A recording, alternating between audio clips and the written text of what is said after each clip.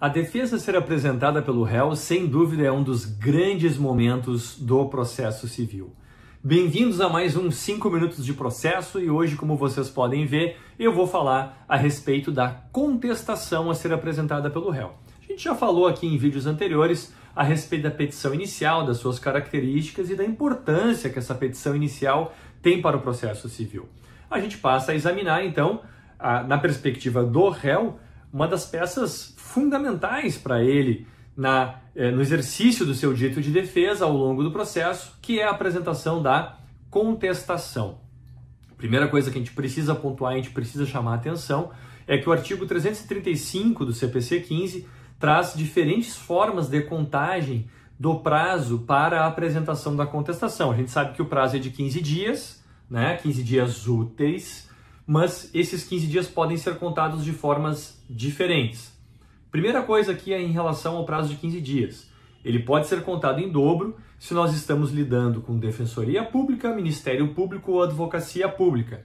Também poderá ser contado em dobro no caso do artigo 229 do Código de Processo Civil, que contempla a possibilidade para processos físicos que haja contagem do prazo dobrado, caso os réus sejam representados por procuradores distintos, por advogados distintos de escritórios de advocacia diferentes. Então não pode ser 2 advogados do mesmo escritório, tem que ser de escritórios distintos em autos físicos, ou seja, em autos eletrônicos não haverá contagem de prazo em dobro para a advocacia privada. Muito importante observar esse aspecto. Bem, e o 335 nos traz diferentes marcos iniciais da contagem deste prazo de 15 dias. Este prazo pode ser contado a partir da audiência do artigo 334, na qual não resultou acordo, ou então pode ser contada de forma diferente, como por exemplo da juntada do mandado citatório ou da juntada do AR, da carta citatória nos autos processuais. Então é muito importante que haja uma atenção em relação ao marco inicial de contagem, porque no próprio mandado citatório já vai ficar especificado se haverá audiência do artigo 334 ou não. Se houver audiência, ok, tranquilo, o prazo para contestar será contado a partir da audiência. Se não houver audiência, o prazo vai ter uma forma diferente de contagem. Então fiquem bastante atentos em relação a isso. E a contestação, então, ela possui as suas características. Ela é uma defesa total, uma defesa formal e uma defesa específica. São 3 características bem marcantes da contestação. É uma defesa total, formal e específica. Eu vou falar aqui a respeito dessas características até em mais de um vídeo, porque elas são realmente muito importantes e são linhas mestras da contestação.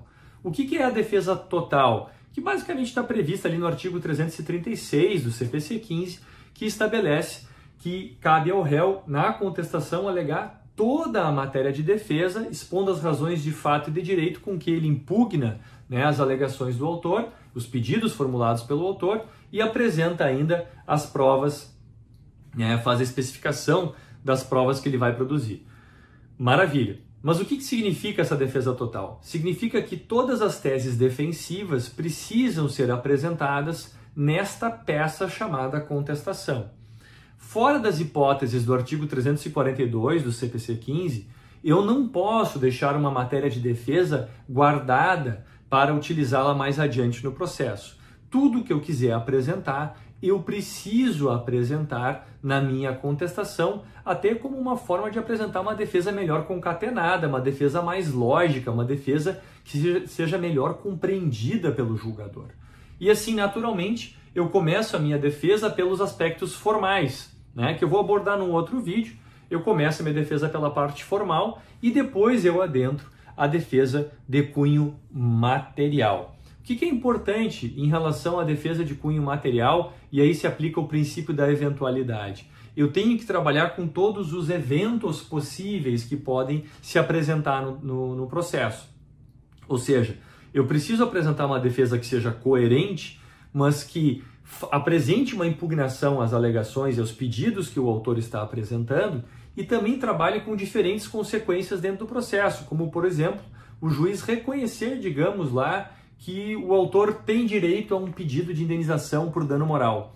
Eu vou trabalhar com a tese de que ele não tem direito à indenização, mas eu vou dizer no evento, né? Ou seja, caso essa tese venha a ser acolhida, no que não crê o réu, o que se diz só para argumentar, sem conceder, etc., né? Tem várias expressões que se utilizam nesse momento.